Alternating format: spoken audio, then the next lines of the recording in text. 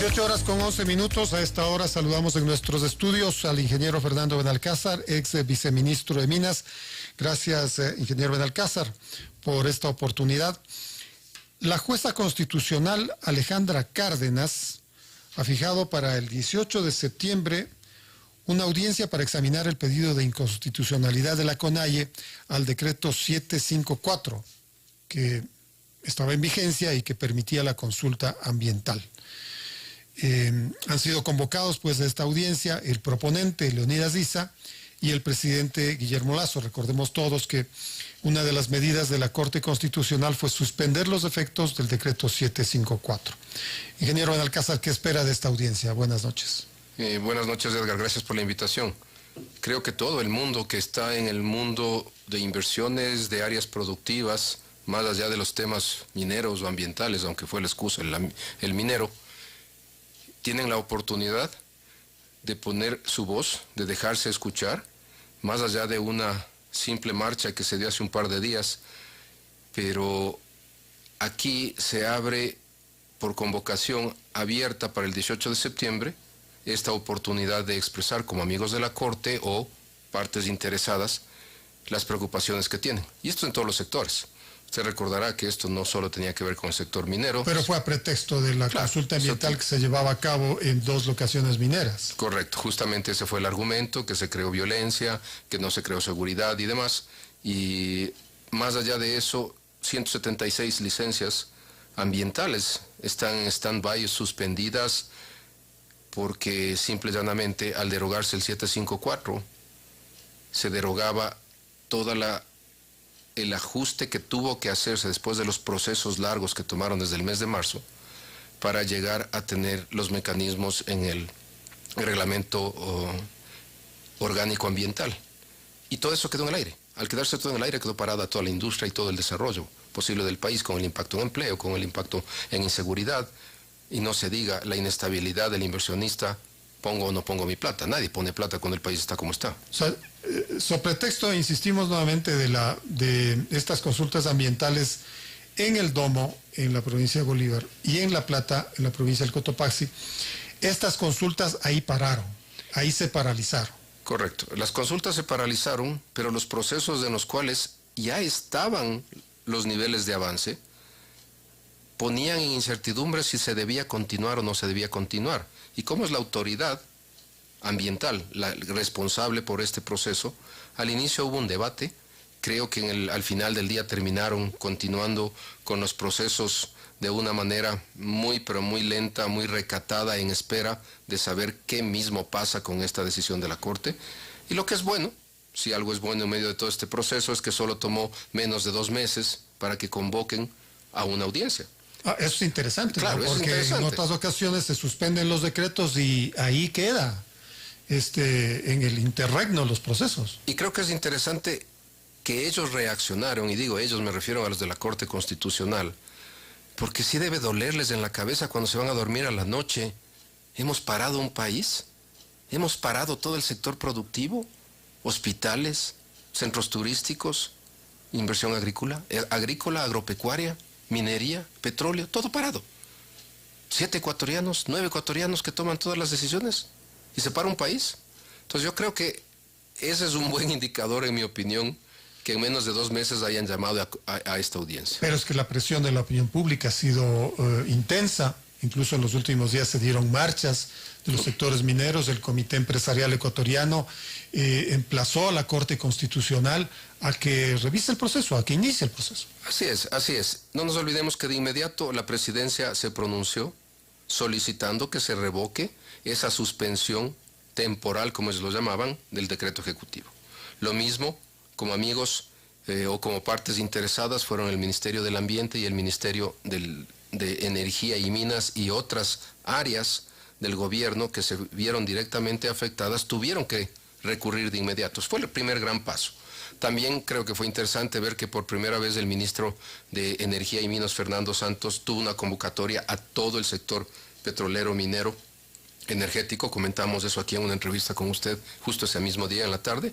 Y todo eso fue sumando a protestas de todo tipo, invitaciones a miembros de la Corte a reuniones con las cámaras, invitaciones de los miembros de la Corte a no a dar explicaciones, a contar la filosofía atrás de todas estas decisiones, y en todas estas los gremios tuvieron oportunidad de ir poniendo sobre la mesa las preocupaciones y pedir que se reactive el país. Es que efectivamente, como se ha señalado desde el Ministerio de Ambiente, hay 176 proyectos afectados, escuelas, plantas de agua, camaroneras, dispensarios médicos, carreteras, con una pérdida tremenda, $2.000 millones. Fácilmente, esos 2.000 millones... O sea, podría ser más. Puede ser más, inclusive. Esos 2.000 millones de dólares son la base para generar oportunidades de empleo. Porque el rato que usted hace algo tan simple como un estudio ambiental, como un estudio de impacto social, como un estudio generalizado en las áreas de influencia del proyecto, usted tiene decenas, por no decir centenas de personas trabajando directa e indirectamente, hasta para los inicios de eso. Y no se diga cuando entran a la fase ya de construcción, producción, desarrollo, vienen miles de oportunidades de trabajo. Pero no se puede proyectar en este rato cuántos serían esas inversiones, cuántas oportunidades o plazas de trabajo se podrían generar, porque la incertidumbre es total. Yo insisto, el Ecuador vive el peor momento al seguir siendo un país triple I y punto, y nadie hace nada. ¿Qué significa triple I? La triple I, lo que decía, es tenemos una instabilidad política, tenemos una falta de certeza total, una inseguridad jurídica. Son las tres cosas que nos atormentan, y son esas tres cosas que atormentan. Me falta una I. Incertidumbre, inestabilidad política, inseguridad jurídica. Ah, perfecto, ya. Y esas son las tres cosas que a cualquier inversionista, nacional o extranjero, necesita que no estén ahí. Y como digo, habría que sumarle una campaña electoral, ¿no? La situación de la transición de gobierno también genera una inestabilidad, es parte de una de las vías. Cuando decimos, ¿qué va a pasar en esos 18 meses de transición? Y en estos 90 días de gobierno, en donde vemos y vivimos sorpresas, en estas mismas líneas de las resoluciones de la Corte Constitucional, la sorpresa que dio el presidente el día martes, en una reunión en las redes sociales se hizo público lo que él comenta con las autoridades y representantes de las comunidades indígenas, quichuas y guaraníes que vienen de Orellana y Sucumbíos y que están directamente afectadas con el tema de la que ganó la consulta popular en el ITT. Bueno, esos líderes indígenas se fueron y se plantaron la semana pasada, entre jueves y viernes, a la entrada de una de las unidades de procesos del bloque ITT. Y les decían a los trabajadores de Petroecuador, nosotros votamos que no y no queremos que ustedes paralicen. Entonces, claro, Petroecuador lo que hizo es prometerle a estos señores que van a ponerles en contacto con las autoridades. Eso aparentemente es lo que sucedió el día martes. Aquí mismo con usted, en una de sus entrevistas, hablábamos que iba a ser muy difícil la ejecución y la implementación del resultado de la consulta, porque no es soplar y hacer botellas. Y hablar ahora de 90 días de una necesidad de un programa, de un plan de transición, 90 días me parece muy poco. Hay componentes multidisciplinarios, de ingenierías varias. El tema ambiental es la mayor preocupación. Coger e instalar una tubería nueva, como cuando construíamos el OCP, por ejemplo, que la gente vio, es mucho más sencillo que desenterrar una tubería sucia, contaminada, que en el proceso, si no se manejan bien las cosas, va a contaminar lo que querían dejar de contaminar. Bueno, pero hagamos ahí un poco de memoria, porque desde el 2013, en que el tema del ITT se empieza a configurar, se empieza a construir, el gobierno de ese entonces de Rafael Correa informaba casi a semana seguida que las cosas se hacían con mucho tino para que entre la infraestructura petrolera en el ITT. Entonces ahora hay que hacer lo contrario, desmontar.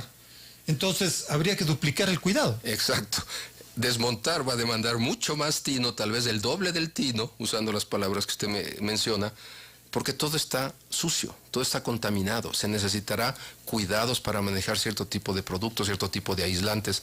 No es un proceso fácil, por eso le digo que 90 días con un equipo multidisciplinario de primera no va a alcanzar el tiempo. Y aparte de eso, el presupuesto. Ya subimos 20%, ya no se habla de 500, ahora hablamos de 600. Y el ministro en eso sí fue muy preciso al decir, si no hay presupuesto definido para este año, el próximo gobierno tendrá que buscar presupuesto. No hay partida en este año. No hay, eso es indiscutible. Este año es imposible. Entonces yo hacía un comentario en una entrevista que di ayer en la tarde. El presidente creo que al darse estos cambios de decisiones, pone en evidencia que cuanto más pasan los días, más oportunidad tienen de prepararse mejor y entender el problema. Cuando el ministro Santos salía a decir que no se iba a acoger, recuerde usted que horas más tarde, la Secretaría General de Presidencia o de la Comunicación de la Presidencia dijo no, que sí se va a respetar la decisión. O sea, de alguna manera lo desautorizaron. Y 10, 11 días después sale el propio presidente diciendo que tiene la capacidad de hacerlo, etc. Yo creo que eso pone lo que acabo de decir en evidencia, que cuanto más entienden el problema, más difícil ven la implementación. Y seamos realistas, si les quedan 90 días y necesitan más de 90 días para hacerlo, van a dejarle el problema al próximo gobierno. O sea, fue una posición realista, pero quizá políticamente incorrecta. El momento, pero sí realista. El momento puede ser incorrecto, pero realista al máximo. Pero es que la reacción de los grupos ecologistas y otros ha sido tenaz, ha sido terrible. Fortísimas, fortísimas. He leído artículos, pero tan radicales, asustadores, en cuanto al respeto a la democracia, no escuchar al soberano, dejar de lado todo esto. Es difícil encontrar un equilibrio entre cosas casi inejecutables, sin precedentes en el mundo. Hay 250 pozos. ¿Cuántos de esos pozos hay que matar? Entre comillas, matar es un término técnico que quiere decir, yo a ese pozo le pongo en condiciones tales que internamente jamás va a fluir a superficie. ¿Cuánto cuesta eso? $1 millón por pozo, $500,000 por pozo. Solo en eso, ¿sabe lo que desde el punto de vista técnico y económico representa? Una locura. Levantar las instalaciones, como hablábamos. Los indígenas no van a permitir de forma alguna que se dañen los senderos por los que ellos ahora caminan y por debajo va enterrada una tubería. No van a permitir. Vamos a enfrentar a ecuatorianos contra los militares. Los militares no creo que se enfrenten contra los indígenas, más aún si son los guaraníes, por ejemplo. Eso es un poco lo de la semana pasada. O sea, fue una advertencia pacífica con sus lanzas y con su forma. Guaraníes y quichuas se situaron en el ITT y les dijeron a su manera, ustedes no paran, ustedes no cierran. Y ahorita nos retiramos, pero volveremos. Y quién sabe si después sea todas las nacionalidades y sean los organismos seccionales además, que son perjudicados, ¿no? Pero ¿cómo no van a estar ellos en contra de esto? Y de hecho así lo aprobaron en la votación. Cuando vemos que los gobiernos seccionales, de acuerdo a la ley amazónica y ley 40, en el 22 recibieron 64 millones de dólares. Y en el 22 y en el 21 recibieron 45 millones de dólares. Y el presidente va el día miércoles o jueves al COCA, respaldando a la CTA, a la Coordinación General, la Secretaría Técnica de la Amazonía. La Circunscripción Territorial Amazónica. Correcto, la CTA, y dando un discurso político espectacular con la señora Yori, en donde hacen gala de la entrega de los fondos y ahora sí nos acordamos del Oriente y ahora estamos mejor que nunca con el Oriente.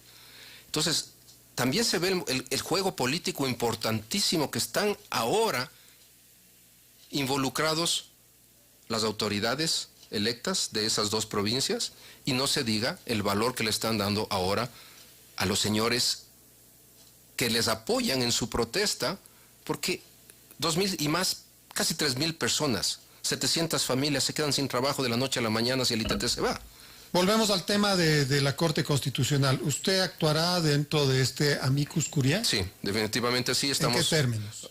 En términos de un profesional que se ve muy afectado al no poder seguir trabajando con sus clientes, tanto en el sector energético como en el sector minero, porque todos están suspendidos, todos están en stand-by. Esperemos a ver qué pasa.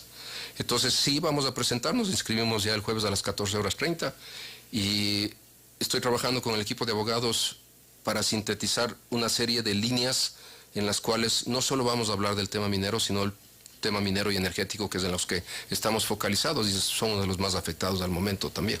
Bueno, entonces vamos a esperar este 18 de septiembre esta audiencia de la Corte Constitucional. Veamos si ojalá después de eso se pronuncie rápidamente en ese máximo ente. Gracias, ingeniero Benalcázar, por esta explicación. Muchísimas gracias, Edgar, siempre a las órdenes. Muchas gracias. Ha estado con nosotros el ingeniero Fernando Benalcázar, ex viceministro de Minas. Son las 18:25.